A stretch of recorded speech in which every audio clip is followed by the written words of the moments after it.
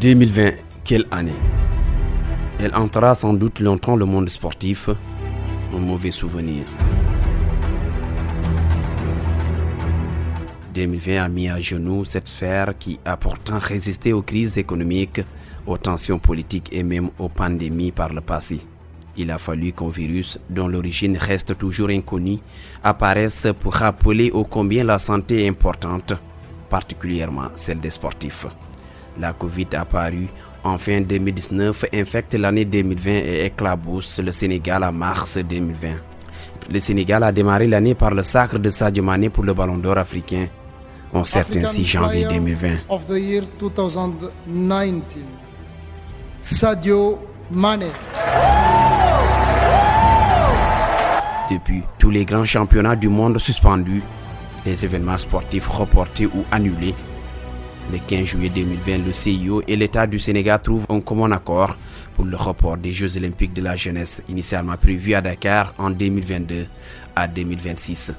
Les Jeux olympiques de Tokyo, l'Euro, la Coupe d'Afrique de football, pour ne citer que cela. Au Sénégal, aucune compétition n'est disputée depuis mi-mars, mais les autorités gardaient toujours l'espoir de continuer les activités. Pendant que tous les sportifs attendent avec impatience la reprise des compétitions, la Covid gagne du terrain. Les clubs libèrent leurs employés, d'autres baissent les salaires. Certains dirigeants, là de puiser dans leurs ressources personnelles, ont définitivement cessé de payer les salaires de leurs joueurs.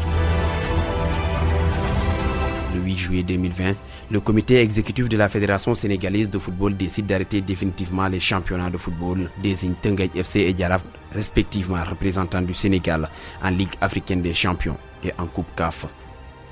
Les fédérations de football, de handball, de CNG de lutte entre autres mettent également un terme à leurs activités. Les stades sont fermés. Tous les acteurs jouent désormais contre le coronavirus.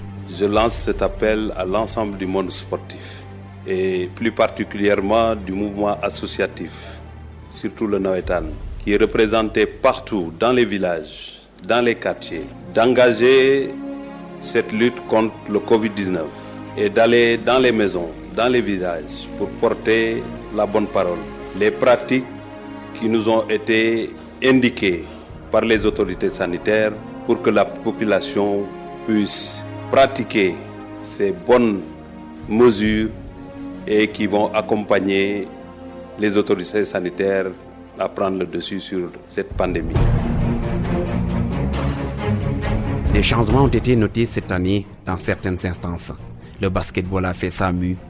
En décembre 2019, Moustapha Gaye est nommé directeur technique national et il initie de nouveaux projets chez les petites catégories avec des techniciens locaux.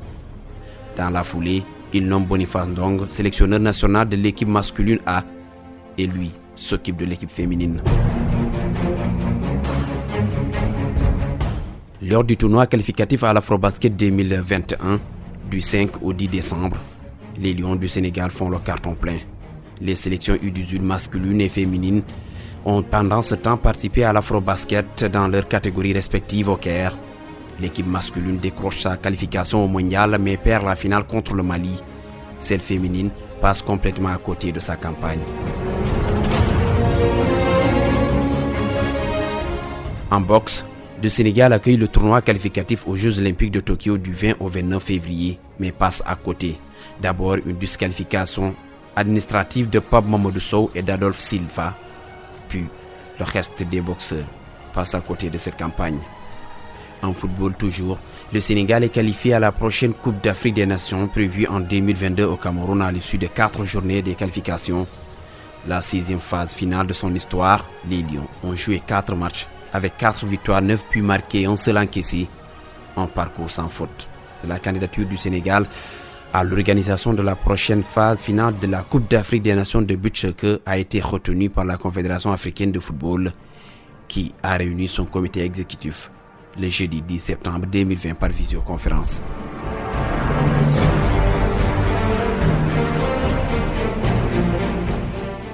Vendredi 13 novembre, Maître Augustin Senghor, président de la Fédération sénégalaise de football, annonce sa candidature au poste de président de la CAF. dont l'Assemblée générale élective est prévue le 12 mars 2021 à Rabat. Après une profonde remise en cause entamée à partir de 2017, après le départ du président Issa Hayatou et l'élection du président Hamad à la tête de la CAF, fort de mes compétences, de mon expérience et de mon engagement, mais plus que jamais armé de principes et de valeurs éthiques, j'ai décidé d'aller résolument sur le terrain où les différences positives et qualitatives se font, en ayant la ferme résolution de ceux par qui les grands bonds du football africain s'effectueront. Il se présente comme le candidat de la continuité, continuer l'œuvre de l'équipe sortante dont il fait partie et dont le président Ahmad Ahmad est suspendu depuis le 23 novembre de toute activité liée au football pour 5 ans par la commission éthique de la FIFA pour des faits de corruption et détournement de fonds présumés. Dans l'esprit du président Ahmad, des voix se sont élevées pour dire que nous pensons que dans cette situation, parmi les membres qui sont là, celui qui remplit, à notre avis, les conditions pour pouvoir aller à ces élections et les gagner, mais surtout assurer, parce qu'une chose est de gagner des élections, une autre aussi est de satisfaire les espoirs qui ont été placés dans votre élection. Et donc aujourd'hui, mes pairs ont considéré que j'étais l'homme de la situation, aussi bien pour gagner les élections que pour pouvoir continuer le redressement de la CAF qui est en cours et qui est loin d'être achevé, compte tenu de beaucoup de facteurs et de contingences.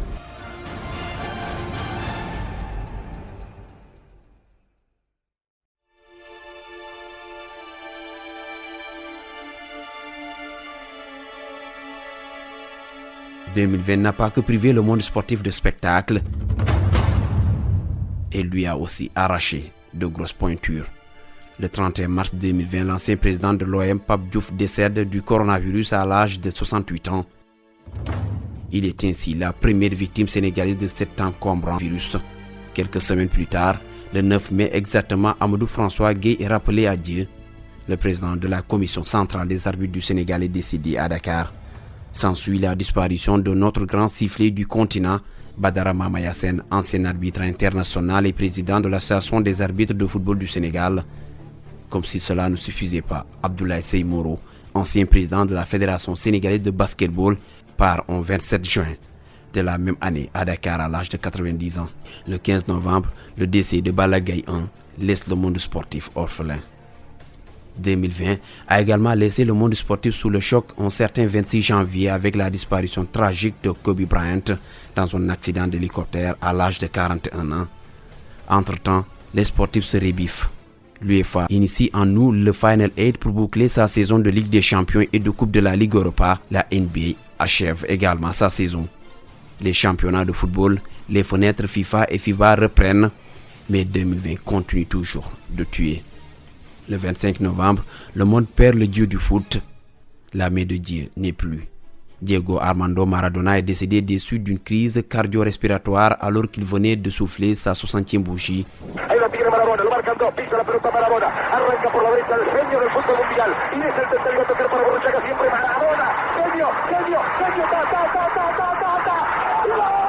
Mort de Diego Maradona, le footballeur est mort d'un arrêt cardiaque, c'est ce qu'annonce son avocat. Il est considéré comme l'un des plus grands joueurs.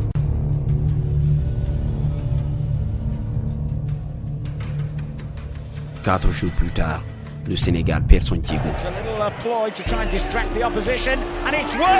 It's worked perfectly. Bouba Diop heads in the first goal of the game. Fulham in front in the 20th minute. Apparently it distracts the opposition.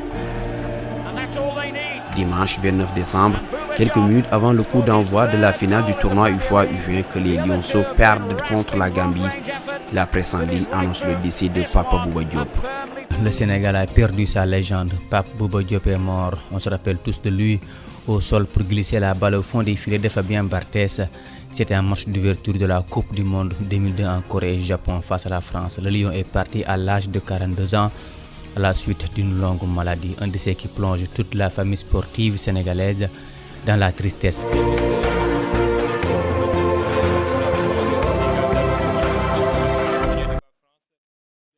Un coup de tonnerre pour les sportifs, mais aussi pour tout un peuple qui a vécu les meilleurs moments de son histoire grâce à cet homme. Papa Bouba Diop, buteur contre la France, lors du premier mondial disputé par le Sénégal. Sa disparition fait vite le tour du monde grâce aux réseaux sociaux. Le monde sportif lui rend hommage. Des hommages, il en a reçu à titre posthume. Le premier buteur sénégalais en Coupe du Monde est élevé au rang de grand officier de l'Ordre national du Lion. Son nom, donné au musée du football, qui sera érigé au sein du Stade du Sénégal en construction. Et pour honorer ta mémoire, j'ai décidé de vous élever à titre posthume à la dignité de grand officier dans l'Ordre national du Lion et également d'offrir ton nom au musée du football qui sera érigé très prochainement au Stade du Sénégal à Diamniadio.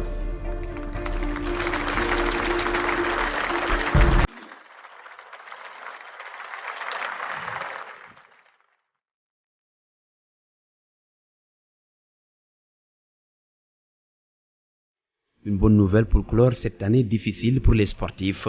Les activités peuvent reprendre à huis clos et à date échue. Une bouffée d'oxygène pour les pelouses contaminées depuis le mois de mars. Joueurs, techniciens, tous sur la touche. Mais une problématique reste en suspense, celle des tests. Les acteurs sportifs doivent désormais porter le même maillot pour buter hors des terrains d'ennemis invisibles, le coronavirus.